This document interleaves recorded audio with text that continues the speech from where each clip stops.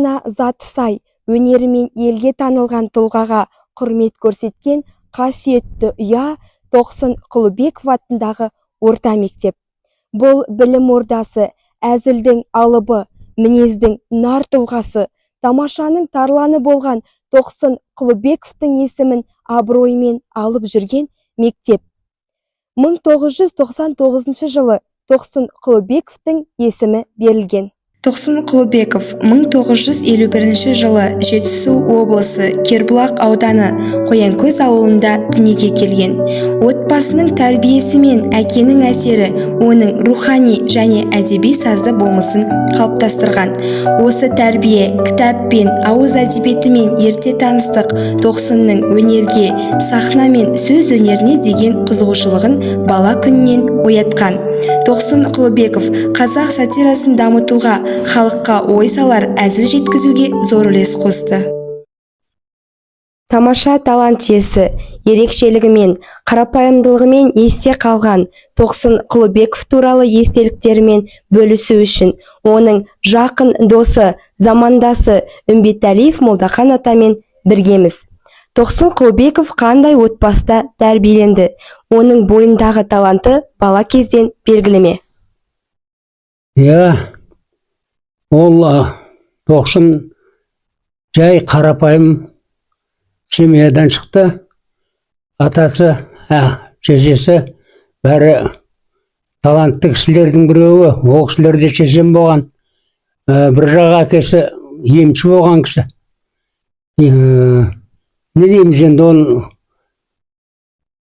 талант жағынан келетін болсақ, ол енді өте талантты жігіттің біреуі болды. Өйткені көп оқыды. Біз мектепке мен соны күтіп тұратынмын. Барарда.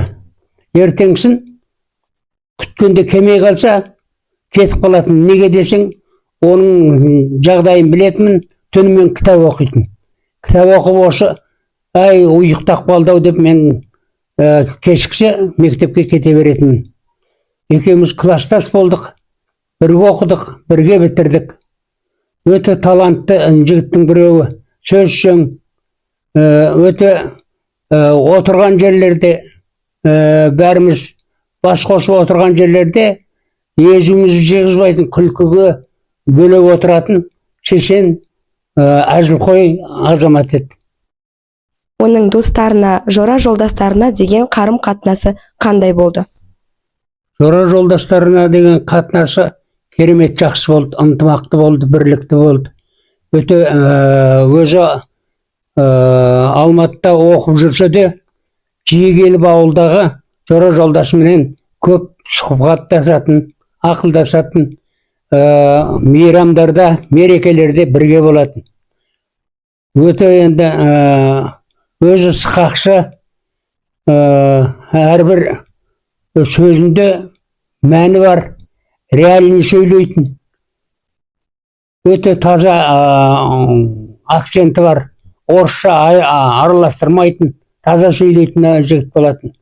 Енді бір жағы шығармашылық жағы да көп болатын. Сұхбатыңызға көп рахмет, аман сау болыңыз. Сіздерге рахмет.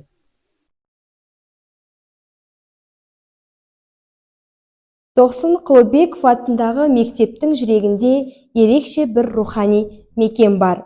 Ол талантқа тағзым, адамдыққа құрмет, өткенмен тілдестіретін қасиетті орын Тоқсын Құлыбеков мұражайы.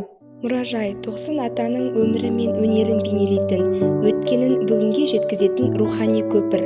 Бұл жер Тоқсын атамыздың жарық бейнесін жүректерге жеткізетін руханият мекені. Бұл мұражай 2000 жылы Тоқсын Құлыбекұлының досы, кластасы Чымбаев Тоқан ағаның ұйытқысымен ашылған.